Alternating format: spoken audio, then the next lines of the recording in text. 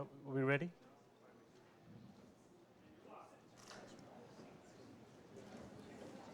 Thank you for coming to this session. I'm Michael Salla, and I'm going to be discussing the topic of motivations and activities of extraterrestrial races. And just to give you a little bit of background about me, I was formerly employed as a professor and researcher at American University from 1996 to 2004. In 2001, I heard this Disclosure Project, and that really had a profound impact on me. The press conference that Stephen Greer organised at the National Press Club really showed me that there was a phenomenon underlying the conventional international politics that I had been previously studying, researching, doing some work on, practical work in terms of some citizen diplomacy with various conflicts, international conflicts. And the Disclosure Project really opened my eyes to something that I thought would help explain how international politics really is being conducted. And as a consequence of that research, I began to do some writing on the extraterrestrial phenomenon, began to use the term exopolitics, which Alfred Weber coined in an earlier book, and basically then began this journey into exopolitics. And it has taken me to this place now where I am now independent. I no longer am associated with American University. Directly as a result of this work, basically I found that people within the university, while they were interested in this phenomenon, weren't really prepared to cope with any kind of publicity. Essentially, the message I got was, if you're going to do this research, fine, just don't kind of get us involved. Don't become popular in any way. So when I had a Washington Post article on the front page of the style section, that kind of meant that the university was exposed, and as a consequence of that, within a few weeks, I was told that the program that I had been setting up was going to be terminated, and that my appointment would not be renewed at the end of August. But thankfully, there was some silver lining in all of this. I ended up going to Hawaii as part of a conference that Joan Ocean had organised, and ended up doing some work in Hawaii, meeting someone that would ultimately become very important in my life. And actually, we got married last week. So I'd like to just introduce Angelica. If Angelica would like to stand. If she's here. Is she here? Okay, all right. Well, so she's sitting at the front desk helping me there. So it turned out to actually be quite good. I ended up moving to Hawaii. I live in paradise. I have a new wife, and everything is really rosy. So it was nice to be invited to come back to the Exopolitics conference, and a chance to, again, present these issues. So let me now launch into the topic for today. What I'm going to be doing is basically conducting a profile of different extraterrestrial races that are mentioned, discussed, analysed in the literature, various contactees, whistleblowers, abductees, remote viewers, a lot of different sources that refer to various extraterrestrial races that are interacting with humanity. So what I'll do in this presentation is really look at some of the sources that I feel are the most compelling, the ones that are most reliable, the ones that can really help us conduct a profile of some of the different extraterrestrial races that exist out there, and what they're doing on the planet, and what some of their motivations are. So I'll be using whistleblowers, contactees, and or abductees to basically do a profile of some of the main extraterrestrial races that I think are interacting with our planet. Now, one of the first things that one confronts as a researcher is the testimonies really don't have much hard evidence behind them. Typically, you have someone coming forward, whether it's a contactee or a whistleblower or an abductee, giving you a really interesting story. The person himself or herself sounds sincere enough and credible enough in terms of the story and what happened to them. But typically, there's no evidence in terms of hard evidence, and there's also this phenomenon where any evidence that did exist, any hard evidence that was at some point available is removed, destroyed, manipulated in some way, and that witnesses who may have seen the interaction with the extraterrestrials suddenly are intimidated into silence or even removed from the scene altogether. So there's a phenomenon here where hard evidence that might be used to support the allegations or the testimonies of these whistleblowers and contactees suddenly goes missing. It's an important phenomenon to acknowledge. So that leads me to the conclusion that really what we have here is two different types of a cover-up of the UFO or extraterrestrial phenomenon. One is the kind of soft cover-up that a lot of conventional UFO researchers assume that they've encountered this directly in their own research in terms of basically government going to great lengths to hide information concerning the extraterrestrial presence, going to great lengths to deceive researchers, to basically withdraw documents that could substantiate some of the events that the whistleblowers and contactees are describing.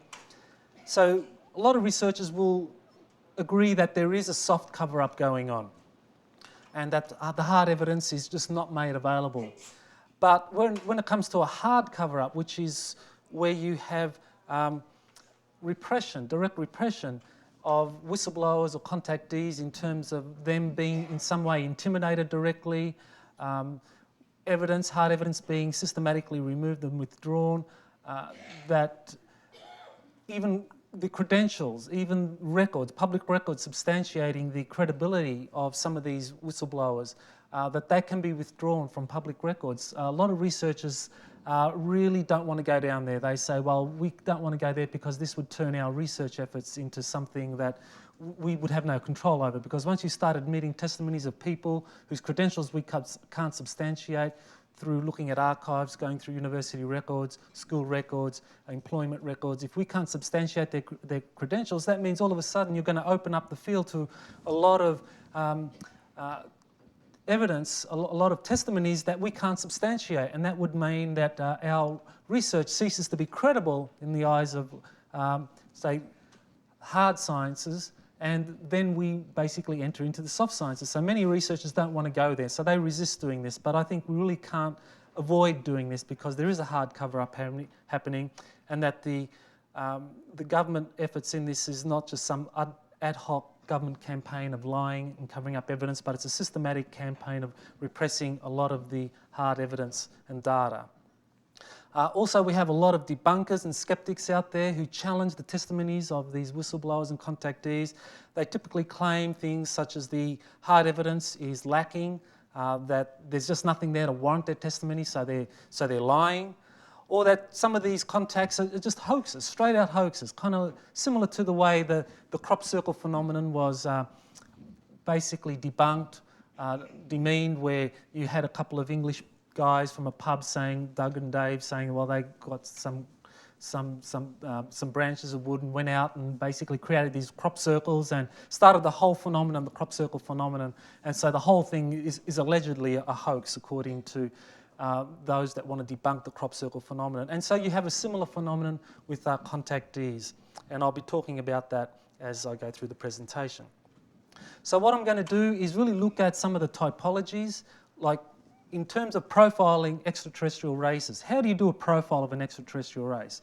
There's basically three ways, at least three ways that you would do this. One is a kind of biological profile. This is the sort of thing that you would find in those who have, a biology background. Patrick Huguet wrote a book, The Field Guide to Extraterrestrials, which basically does a kind of biological profile, exobiology, if you like, of extraterrestrials. It's just very descriptive, the different types in terms of their genotypes, in terms of physiology, the different kind of skin of these different races. You're looking at body sizes, and you're looking at the features, whether it's humanoid, non-humanoid. So a purely biological typology can be constructed and has been constructed by those such as Patrick Huguet. Another way of doing a typology is to basically do it on the basis of the kind of ethical criteria or factors that come into the data, that come into the testimonies of whistleblowers, contactees describing these extraterrestrials.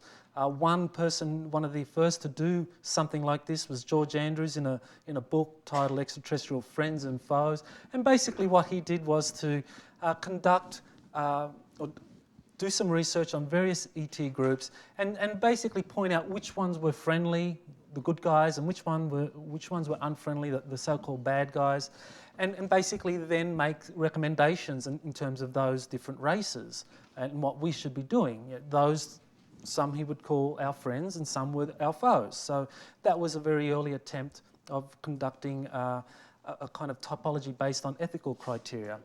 Well, what I think is really the best way of doing a typology is to really look at the political aspects of the extraterrestrial presence. So that way we go beyond the kind of non-descriptive, or we go beyond the purely descriptive accounts in the biological typologies, and we go beyond the kind of moral, ethical typologies by those such as Andrews, which really has a lot of loaded moral concepts. I mean, if an extraterrestrial race comes here and makes an agreement with our government, with the military government, to exchange technology, and as a result gain certain rights or favours from the government. Now, is the extraterrestrial race that enters into an agreement like that a good race or bad race? I mean, the government may have a policy of secrecy. Does that mean that the extraterrestrial race is bad because they've come here to exchange technology with the government, which proceeds to keep this hidden from the general public? Is that extraterrestrial race bad because they may be conducting some kind of medical experimentation, similar to the way in which medical doctors would go out and do research, or those that can do biological research on, say, other species, endangered species who might go out there doing some biological sampling? Do we see that these races are being, or do we consider doctors or biologists evil or bad because they go out and stun fish or other animals and then insert implants into them so that they can monitor and understand their behaviour? Do we consider that to be evil, bad? So I think we get into all these sorts of debates if we start getting into moral criteria for conducting a typology. So what I do is basically recommend a political criteria, which is really looking at those extraterrestrial races in terms of the ones that enter into agreements with governments and the ones that don't. So I believe that extraterrestrial races generally fall into two basic categories. One is that there are a large number of extraterrestrials races, or a significant number, that do enter into agreements with governments. They enter into agreements with national security agencies or outside of, and those that are outside of those agreements are really extraterrestrial races that have nothing to do with the government. They have deliberately chosen as a policy not to do it. Often the policy is one of non-interference. Various writers, researchers, contactees refer to these extraterrestrials outside of the agreements as typically viewing humanity as not really at a level yet to be able to sufficiently integrate these technologies, and that we are basically ruled by a set of military cliques around the planet who appropriate these technologies for military purposes. And until we in the civilian world learn about this and bring these agencies under some kind of direct governmental oversight, whereby we make these agencies directly accountable, where we make the projects and the technologies that they're using transparent to the general public, until we do that, those races outside of the agreements typically say, well, we're going to just kind of monitor things and kind of prevent things from getting out of control. But essentially it's up to you to bring some kind of transparency and accountability here, so that way there's sufficient level of responsibility in terms of how these technologies are used. Well, is there such a thing as a framework of agreements that governments have reached with extraterrestrials? I believe that there is, that I refer to it as a military-industrial-extraterrestrial complex that has existed since the 1950s. One of the whistleblowers I do refer to in my talk is Charles Hall, and for those of you who were here yesterday, you heard first-hand testimony of someone who participated in a project that the military had at Nellis Air Force Base, whereby they would use unbriefed servicemen as a means for educating extraterrestrials for how they would interact with humans in the general public. I think it was a deliberate purpose behind this in terms of Charles Hall and other servicemen who were conducting weather duties out at Nellis Air Force Base not being briefed. It was really to see how they would respond to these extraterrestrials that they would come into contact with, and would help the extraterrestrials themselves to familiarise themselves with the whole range of human reactions to the extraterrestrial presence, because many of these extraterrestrials, the tall whites as they were called, would be directly interacting with humans in various corporate, military, clandestine meetings to be able to participate in these technology exchanges. So these agreements have existed since the 1950s. We can trace the genesis of this infrastructure of military-industrial extraterrestrial complex back to the black budget that was created. I refer to a report that I have out on my desk with the black budget report, and that refers to sums up as much as 1.7 trillion that are being generated annually to fund these black projects. That funding, the black project, the black budget, is basically done off the books. It doesn't use money that is appropriated directly for black projects. It uses non-appropriated monies or money that's appropriated for other purposes but is secretly redirected to these black projects. You can read about that in the black budget report. So, what do we know about the different extraterrestrial races? How many are out there? What typologies exist? Well, the Special Operations Manual that the Woods team have been able to do some research on. They did a presentation yesterday. The Special Operations Manual that they believe is legitimate is a document that outlines the procedures that specialist teams of military personnel would use in crash retrievals. And in that document they refer to two races, and this document was in 1954, so it suggests that in 1954 they knew of at least two races who were basically crashing, where their discs were being brought down, and they were those that we know of as the Greys, and another group that had an Asiatic appearance. So that was the 1954 document. In 1964, Master Sergeant Robert Dean, he was part of the briefing team for the Supreme Allied Commander of the European Forces. He was asked to read a very thick document called the Assessment that outlined the possible threat extraterrestrials had in terms of peace in Europe, the possibility that extraterrestrial ships could be confused for a missile attack from the Soviet Union was a very real one, and so the assessment went into some great detail about some of the known facts of these different extraterrestrial races and of the ships that they flew, ETVs, extraterrestrial vehicles. I don't think it's appropriate to use the term UFO because none of these craft are really unidentified. They're identified flying objects. They're extraterrestrial vehicles. The military knows that. And I think a military official can quite sincerely stand up before you and say there is no such thing as a UFO, because there isn't. They know that these things, that these ships are manned and piloted by extraterrestrials, so they're identified flying objects.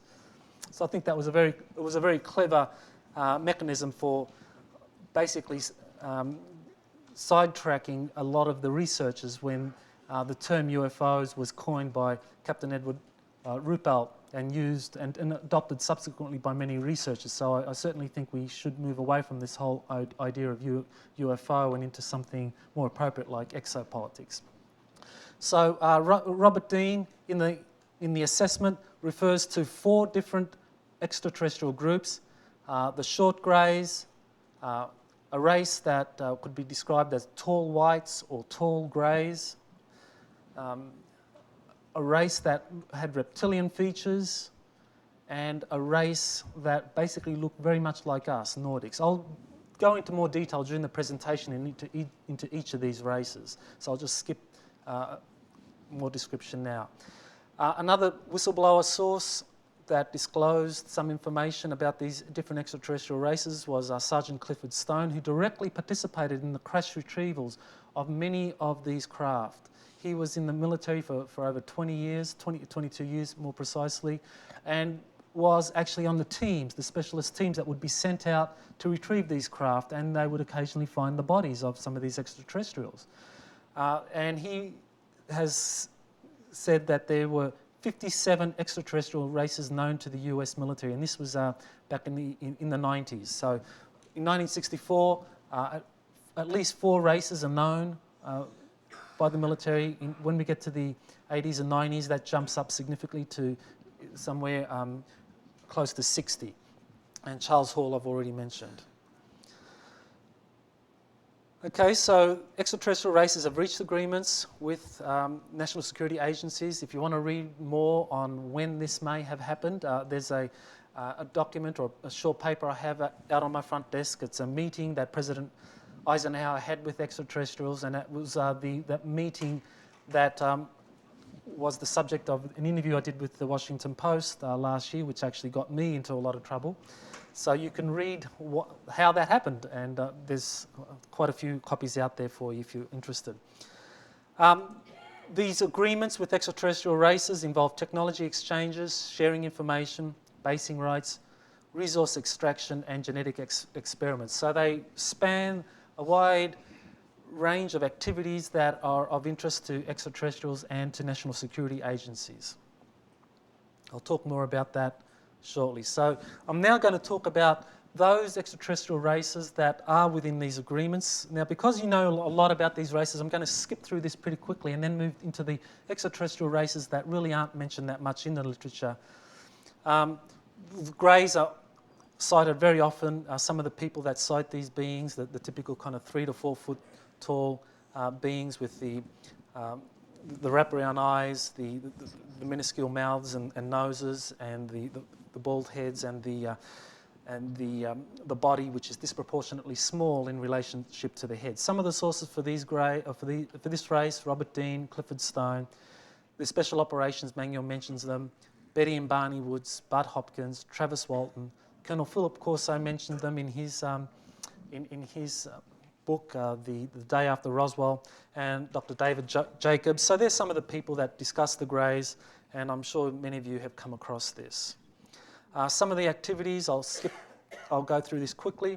Abductions, genetic experiments, monitoring humans through implants, mind control programming, cloning, and creation of hybrid humans. Many researchers discuss this. David Jacobs discusses that.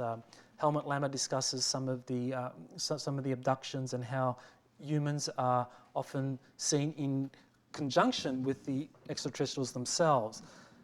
And so that indicates that there is some agreement that is in existence here, and of course we don't know too much about it. What are the problems caused by these activities that the Greys participate in with the national security agencies, or purely as a result of their own activities?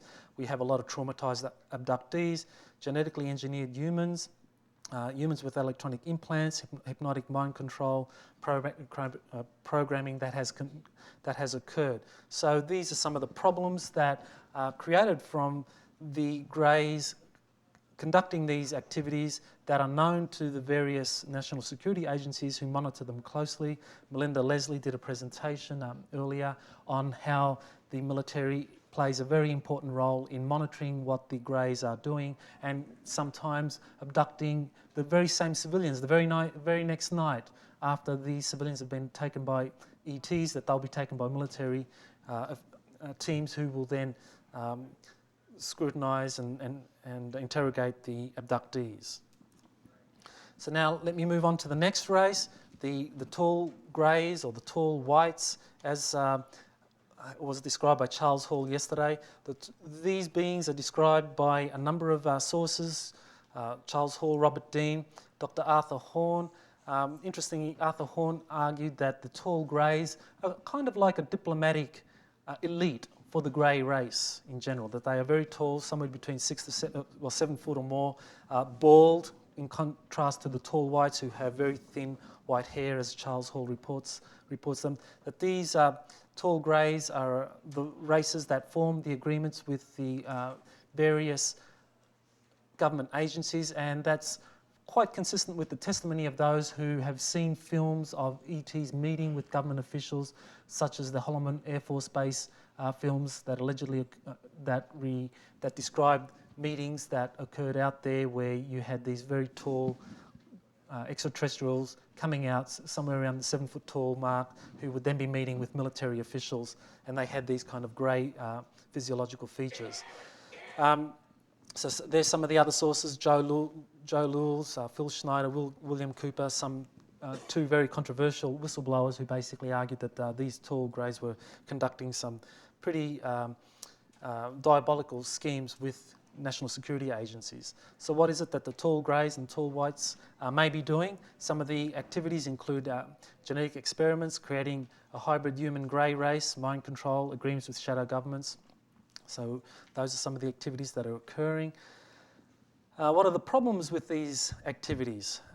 Similar to with the greys in general, we have many humans that display signs of having been part of some genetic engineering program, having implants, influence over elite decision makers. The whole question of infiltration of national security agencies directly relates to these agreements and these beings who do have what appears to be superior technologies and mental abilities, who have a capacity to be able to influence elites, national security elites and others. And of course, human rights abuses. We move on to the third group of extraterrestrials that I'm going to be arguing has reached agreements with national security agencies. They're described typically as reptilians. They have reptilian features. Sometimes they use technologies or holographic abilities to be able to shield these physiological features from unaware humans, but typically the reptilians have the kind of physiology where they have kind of vertical pupils, they have reptilian features, typically described as very tall, anywhere from 6 to 8 foot tall. Some of the sources, Robert Dean, saw them mentioned in the Nato document. Joe Lewis has done quite a number of interviews with abductees and has confirmed that there is a very tall race of ETs who have reptilian features that are participating in these abductions. Carla Turner wrote about them extensively. Richard Boylan discusses them. Jim Mars believes that the reptilians have also played an important role in exercising elite influence, or exercising influence over elites throughout the course of history. So the reptilians are a race that have been present on Earth for quite some time. And another author who's here actually in the conference is Patricia Smith, who has also had some experiences with reptilians, and actually lost her job within I think it was the Treasury, Department of Treasury, or I might be getting that wrong, but anyway, Treasury. Okay, thanks, Patricia. And so there's confirmation that this race does exist and is interacting with humans. Well, why don't you stand up, Patricia, just so people can take note of you in case they're interested. Some of the activities are manipulating human elites and financial institutions, influencing religious belief systems, involved in abductions and militarism. I think that they are a race that has played a significant role in the way in which our present society is organised and the way in which our military-industrial complex has been set up. And so they're very prominent in that, and also the way in which our political and social and economic institutions are run. Some of the problems that stem from this type of influence: human rights abuses, elite corruption and domination, divisive religious dogma, and a culture of violence, militarism.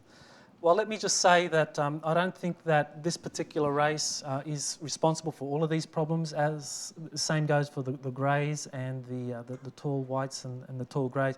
That I think that they have played a significant role in this. I don't think that any one race of extraterrestrials is responsible for all of the problems that we have on the planet, because it seems that there are quite a few rogue groups that mainly responsible for a lot of the problems. But the fact that the reptilians and the greys, the tall whites, are regularly seen with military servicemen or have been involved in agreements with the military-industrial complex suggests that these races, by and large, have been most compromised or implicated in these agreements, in this framework, and therefore have greater responsibility for the problems that arise.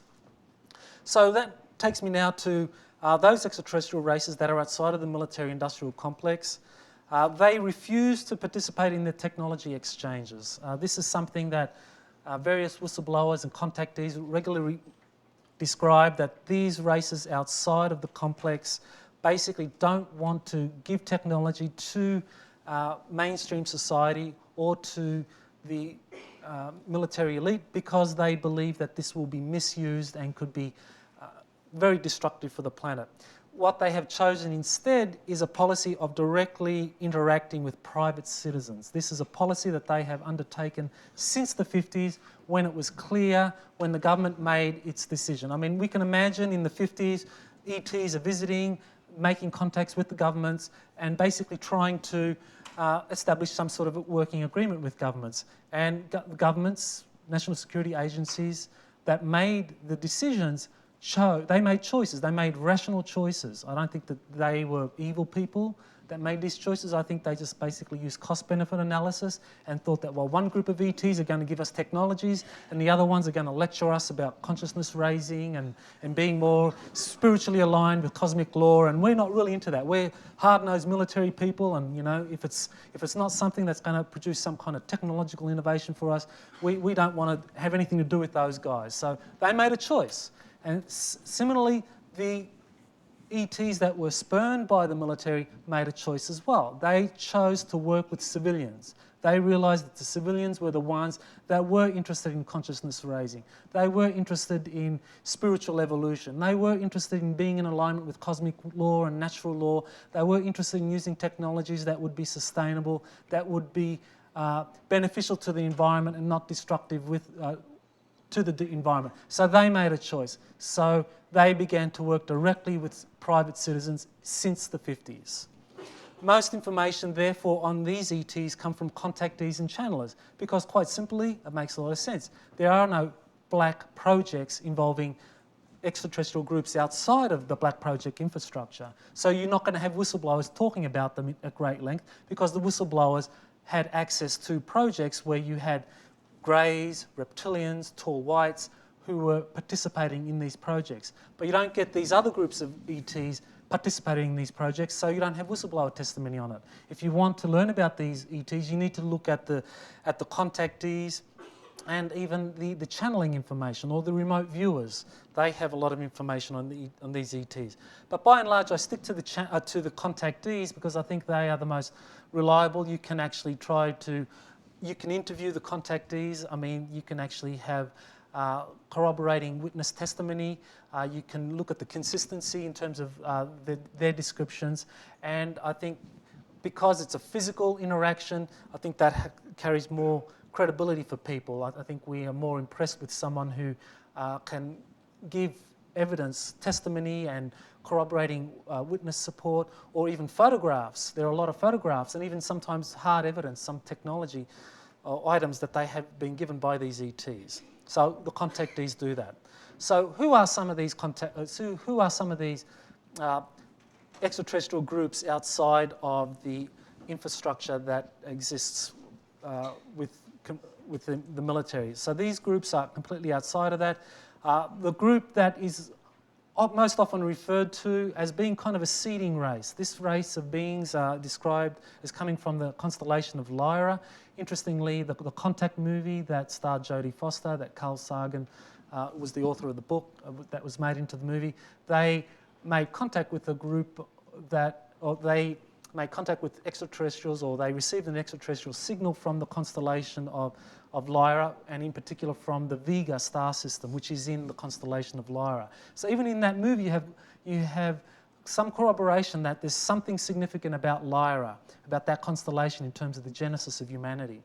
And so we have a number of contactees who have referred to Lyran extraterrestrials actually interacting with humanity, having various ways in which they exchange their knowledge, pass on their information.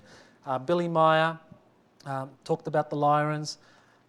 He was a contactee that had a lot of evidence in the form of photographs to substantiate the contacts that he made with extraterrestrials, and he described the Lyrans and the vegans, by the way, who are within this system of Lyra.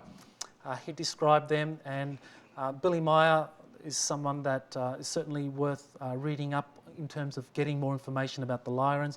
Some of the other contactees, Alex Collier has discussed the Lyrans.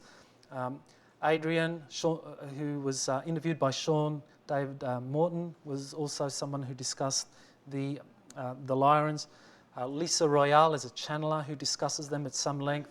Also, an alleged whistleblower, James, who used the pseudonym of Dr. Neruda in the Wingmakers material, also discusses the Lyrans. And another contactee is Jean Edelman, someone who put out a message that was widely disseminated on the internet last year. He also has allegedly had some interaction with the Lyrans.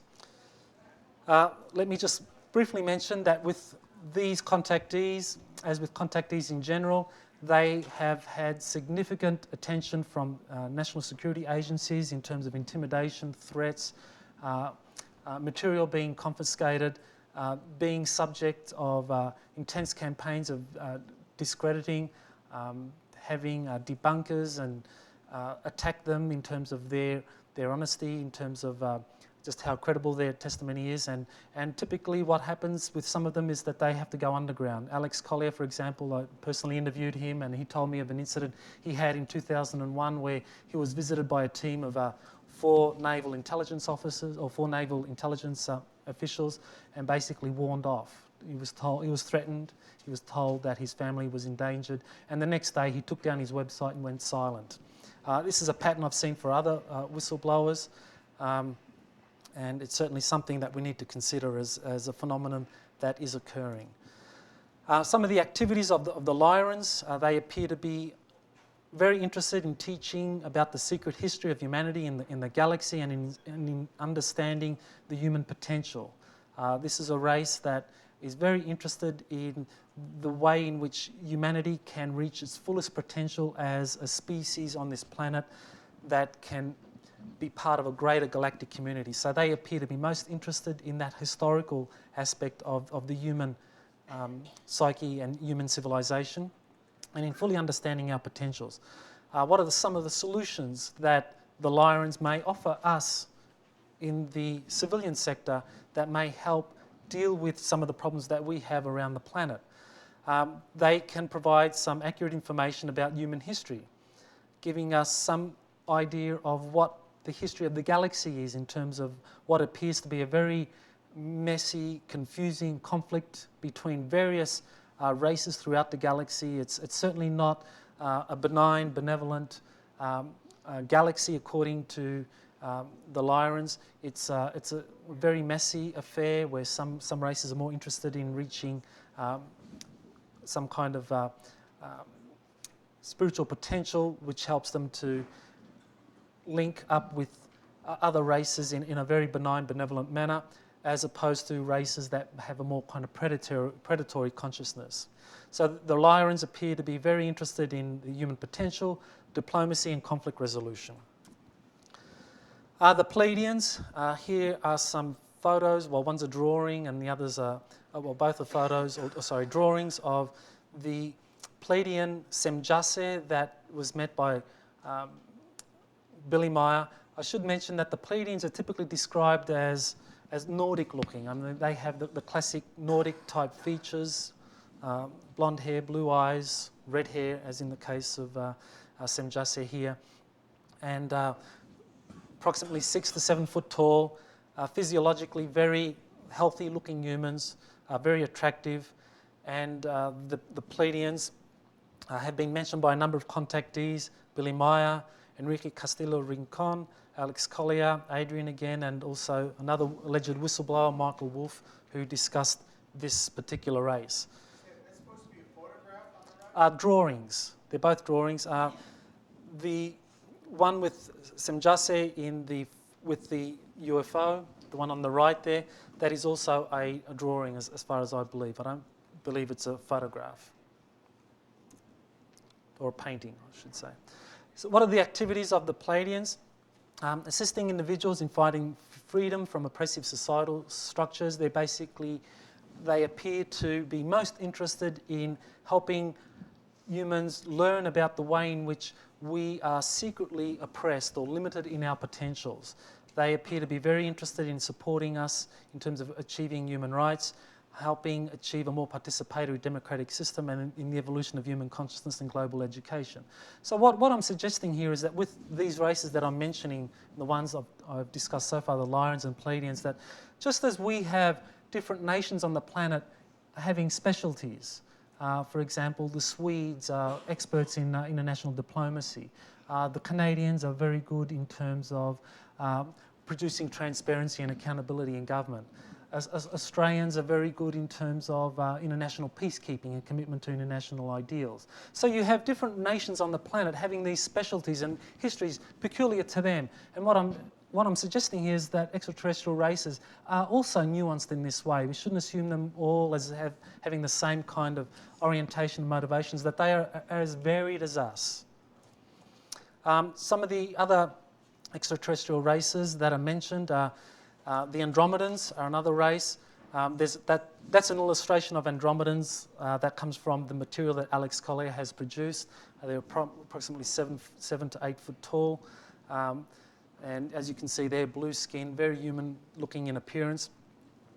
A contactee that was very significant in terms of the kind of treatment that contactees can receive as a consequence of going public on this. As I said, the extraterrestrials that are outside of the military-industrial complex basically approach private citizens, and those citizens that come forward do so at significant risk to themselves. And the extraterrestrials know this, and they warn the contactees about this, but nevertheless encourage this information to come out. So one particular individual was a professor. He was the actual head of a nuclear physics department he was a tenured professor at the University of Mexico, a full professor, a prestigious head of a nuclear physics institute in Mexico. And he was contacted by a race that said that they were from Andromeda. And he began to get information about the Andromedans. At first he was very skeptical, but once he was actually taken up into the Andromedan ships, he was convinced.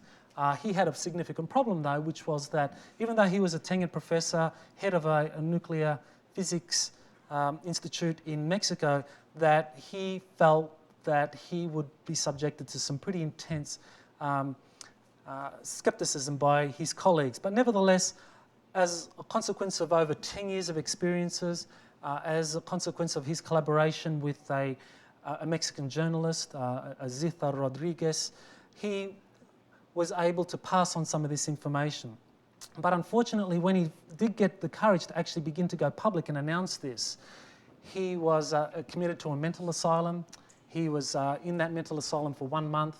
Shortly after that, he disappeared. He basically was not to be found anywhere. His family were very upset about this. Researchers that began to do the research into Professor Hernandez unfortunately found that this was all too real. The family were devastated by what happened to the professor. He was a very successful man. This is not someone that just was approached who was leading a very ordinary non-public life. This was a very successful man at the height of his career, head of a prestigious nuclear institute in Mexico, who basically paid the ultimate price for anyone who has the courage to come out and speak openly about their contacts with extraterrestrials. Wendell Stevens did the research on the Professor Hernandez case and wrote a book about that, and that book you'll find is not very easy to get access to, but nevertheless it is available. Alex Collier mentioned the Andromedans, Adrian and mentioned them, and also another whistleblower, Preston Nichols, allegedly a participant in the Montauk project, a very secretive set of black projects that were conducted up in the island or in the peninsula of Montauk. He also referred to the Andromedans as visiting the planet. What are the activities of the Andromedans?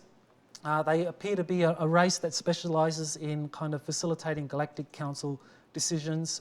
That is, they seem to be a race that has a specialty in organising other extraterrestrial races in forming councils, in forming galactic councils whereby they can reach decisions on various extraterrestrial matters or matters of significance to the galactic community.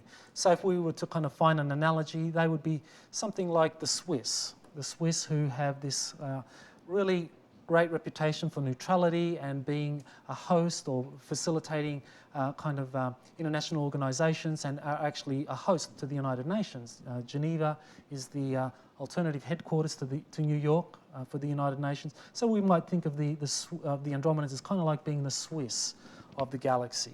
What are their solutions? They tend to specialise in helping with the growth of talented children, psychic, indigo children, peace education. They're very interested in peace education, helping us understand what peace is all about and the significance that has for the planet. Exposing an elite manipulation, improved global governance, and galactic diplomacy. They are galactic diplomats. They are the ones that are most interested in helping humanity go through these birthing problems of being a kind of insular culture where we are basically controlled by national security agencies that keep us in the dark and keep the elected representatives in the dark, and basically run our society and conduct their own diplomatic relations with those extraterrestrial groups that they approve of because they give them technology, while the Andromedans are part of that group that do not give technology. Instead, they assist with things like peace education, raising human consciousness, and galactic diplomacy, sort of things that the national security agencies aren't all that thrilled about. Alpha Centauri, this is a very important case, I think. The Alpha Centauri race come from the system of Alpha Centauri, which is one of the closest star system to us. A very significant contactee was Elizabeth Clara, who actually did some work with the British military intelligence during the Second World War, and was noted for her ability to be able to contact her ability to be able to somehow establish communications or develop knowledge about extraterrestrial races. It seems that there is some kind of genetic disposition some individuals have, and that the national security agencies are aware of this. Elizabeth Clara was sought out because she had the ability or the skill for establishing some kind of communication with certain extraterrestrial races, and she was actually given the responsibility by British military intelligence and South African military intelligence to actually report back on their extraterrestrial contacts. Elizabeth Clara did so, and eventually had full-blown contacts with this race from Alpha Centauri. Actually spent a period of, I believe, 4 months on Alpha Centauri. This is something that she describes in a book. It's a really outstanding book, but as is the pattern with a lot of contactee reports, the book is not available. You will not get it here. We've contacted the South African publishers. They say they are trying to get another edition out. They're having great difficulty in doing so. The book had a limited run when it first came out, quickly disappeared. Didn't appear in the American market. I mean, you could find it in South Africa and in England and possibly Australia, but you wouldn't find it in the United States. And I think this is just part of the soft censorship that occurs, where the information that contactees have is not allowed to reach the general public. I mean, if you keep it out of the media, if all you have is HarperCollins and Random House and all of the mainstream media publishing stories about abductions and about the threat posed by extraterrestrials, if those are the books that the market is saturated with in terms of extraterrestrials, well, you've got people thinking about what you want them to think about, which is the threat posed by extraterrestrials, which is the danger, the insecurity that they pose to us. But you don't want the public to know about the kind of opportunities for growth and peace and spiritual evolution and self-growth. So therefore you keep these people from having access to to the book markets. So unfortunately, Elizabeth Clara basically became destitute at the end of her career. She was befriended by a major in British military intelligence who helped her deal with her financial problems and became her closest friend, so that when she finished her second book, she actually wrote a second book, she gave it to her British friend, her major, for protection, and he's still protecting that second book. We haven't seen it yet. So some of the other people that refer to the contactees are in that source. I'm going to move pretty quickly now because I'm conscious of the time, but these are some other sources that discuss the Alpha Centaurians. Some of their activities promoting social justice and human freedom, and the responsible use of advanced technology. This was something that the Alpha Centaurians were very interested in, very keen on emphasising to Elizabeth Clara and other contactees the importance that we use this advanced technology that we gain from extraterrestrials in a responsible way. That if we do not use that, that will be held against us. So that even though the military-industrial complex is using technologies in an irresponsible way, that we are part of a global whole. And so we are accountable for that too, even though we are not supportive of that. So they are really encouraging us to really make it transparent. We have to bring transparency into the whole phenomenon, transparency and accountability into how these technologies are being used. And we are the ones to do that, the civilians, because we are the ones that care about technology being used in a responsible and ethical way. The military have that as a secondary consideration. So some of the solutions are social justice, human rights, sustainable development, and consciousness raising. These are the sort of things that the Alpha Centaurians are interested in. There's another race from Sirius A. So far, the races I've described tend to have that kind of Nordic physiology, blonde, blue eyes. There's another race, Sirius A, who have a much darker skinned appearance. They're often described as a blue-skinned race. And probably we can think of the Indians, as in Gandhi's India, as being a race that most closely resembles those beings from Sirius A, and they also have an affinity with beings from Vega, who also have that same physiological makeup. So I've got 8 minutes, so I'm going to move pretty quickly.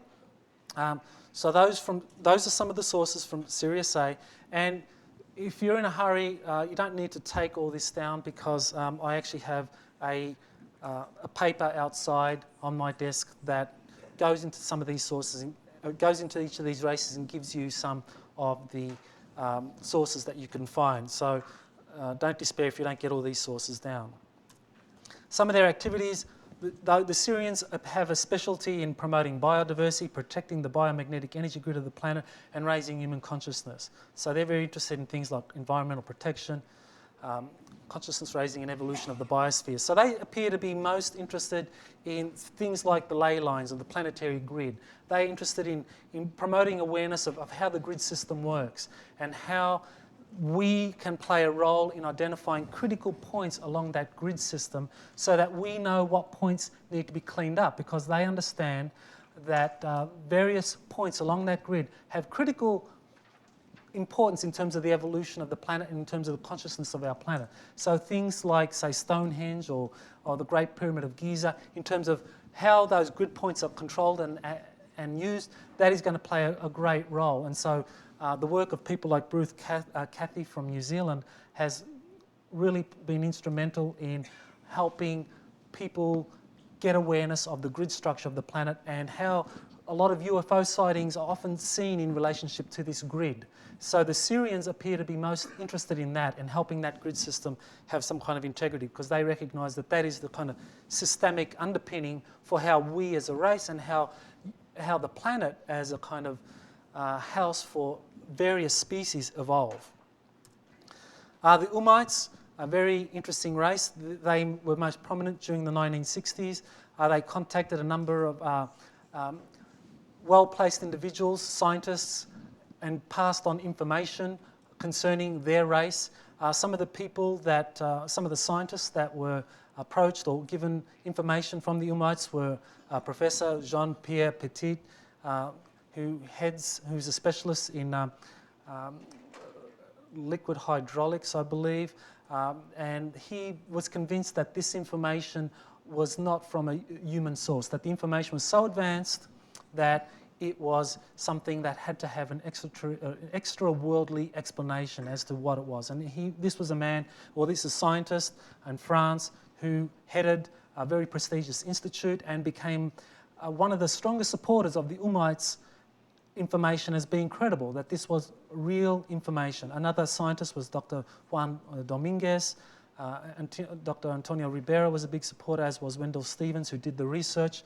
The Ummite material was debunked, and they did it in pretty much the same way that they debunked the crop circles phenomenon. What you had was a psychologist, a Spanish psychologist, who came up and said, after this Ummite material was circulated, he said, well, I just made it up. It was just a hoax. It was a pure hoax. I just made up this Ummite information as a psychological experiment to see how many people would believe in it. And I'm really surprised at how the information has spread, and the number of people that have believed that this information is really from extraterrestrials. That's a sociological phenomenon that I'm really interested in, and it has psychosocial implications.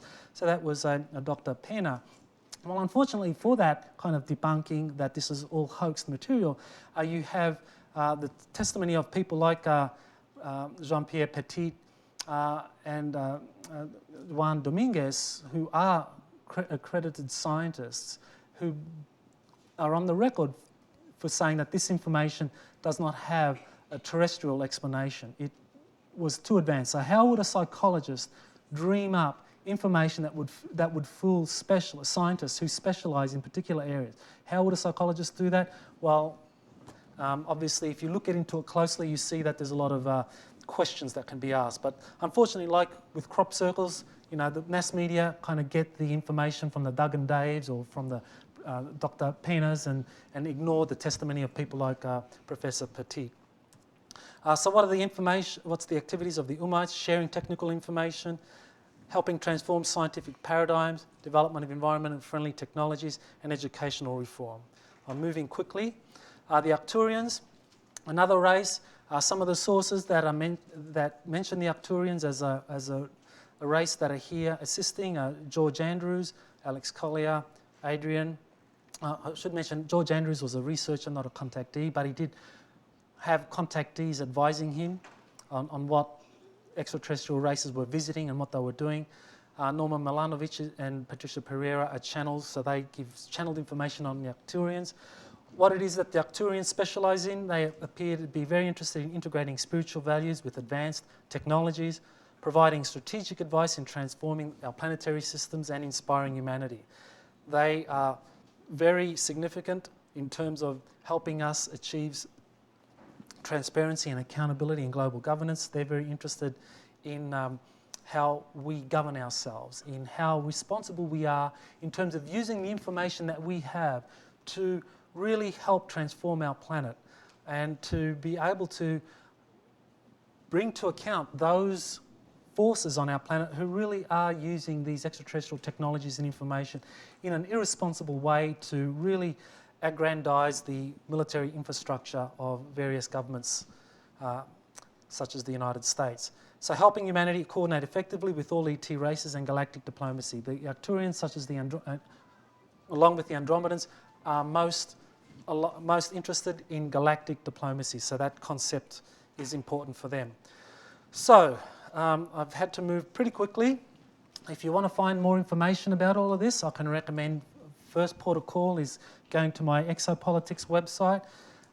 There you'll find study papers and commentaries that are available for you. They're for free. You can just get them there, download them, read them, and that will give you a lot of the information and a lot of the sources that I cite. There's some Exopolitics updates and forums that I am responsible for, so you can find more information about those and can be a participant in those. I actually also offer exopolitics courses. So I have a course starting up mid-May on the introduction to exopolitics. So that looks at exopolitics as a discipline. It runs for 14 weeks and it's done all online, so you can be anywhere on the planet and you can do this course. This will be the 4th or 5th offering now, I'm not quite sure, but it's been run at least 4 times, and I can assure you it's very satisfying both for myself, teaching it, and for those who have done it. And you can read some of the testimonials from those who have done the course. Also, a new course that I'm starting up in May, Citizen Diplomacy with Extraterrestrials. My background, I actually did do some citizen diplomacy for about 5-6 years. In the case of East Timor, so I was very successful. I got some large grants from the US Institute of Peace and from the Ford Foundation. I had high-level representatives from the United Nations, the US State Department, the Australian and Swedish governments coming along to these citizen diplomacy initiatives. So I've now basically put all of that background into this new field that I believe is really important, which is citizen diplomacy with extraterrestrials, because they are here, they are contacting civilians, they are passing on a lot of information, and we need to start coordinating, we need to start networking to be able to best understand how this information can be disseminated and how people can kind of work together so that they can find protection, because there is protection in knowledge and in sharing and networking that you can't get on your own. And you can get a special X conference discount for those courses if you enroll during the X conference. There's also galactic diplomacy seminars that I've started offering. The new seminars that are now being offered, you can find more information about those out there. What the seminars involve is 7 days in Hawaii. You get to actually be introduced to some of the ET races that I've very briefly described. I'm talking about those races that are most interactive with our citizens. You get to learn about those. You get to do some swimming with dolphins. You can't visit Hawaii without having a dolphin swim, so that's very important. And also, the dolphins themselves are very advanced beings. They are telepathic, and they do communicate with people. And so this will be a very enriching experience, and they're kind of like a bridge to extraterrestrials. So dolphins are very important for citizens diplomacy. So you learn about the motives and agendas of ET races, do some contact meditations and preparations, and those are the dates. You can find more information at my desk, and I'll certainly be available to have a chat with people during the course of the conference. So thank you for coming, and thank you.